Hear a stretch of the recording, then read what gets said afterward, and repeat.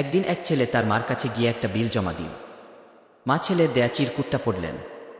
ছেলে লিখেছে, 1 গাছে পানি দেয়ার 10 টাকা, 2 দোকান থেকে এটা ওটা কিনে দেয়া 15 টাকা, 3 ছোট ভাইকে কোলে রাখা 40 টাকা, 4 ডাস্টবিনে ময়লা ফেলা 20 টাকা, 5 পরীক্ষায় ভালো রেজাল্ট করা 50 টাকা, 6 মশারি টানানো 5 টাকা, মোট 140 টাকা।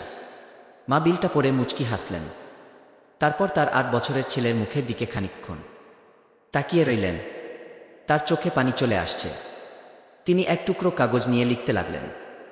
1 তোমাকে 10 মাস পেটে ধারণ বিনা পয়সায়, 2 তোমাকে দুগ্ধপান করানো বিনা পয়সায়, 3 তোমার জন্য রাতের পর রাত জেগে থাকা বিনা পয়সায়, 4 তোমার অসুখ বিসুখে তোমার জন্য দোয়া করা, সেবা করা, ডাক্তারের কাছে নিয়ে যাওয়া, তোমার জন্য চোখের পানি ফেলা বিনা পয়সায়, 5 তোমাকে গোসল করানো বিনা পয়সায়, 6 তোমাকে গল্প গান ছড়া শোনানো বিনা পয়সায়, 7 তোমার জন্য খেলনা কাপড় চোপড় কেনাস বিনা পয়সায়, 8 তোমার কাঁথা ধোয়া শুকানো বদলে দেওয়া বিনা পয়সায়, 9 তোমাকে লেখাপড়া শেখানো বিনা পয়সায়, 10 এবং তোমাকে আমার নিজের থেকেও বেশি ভালোবাসার সম্পূর্ণ বিনা পয়সায়।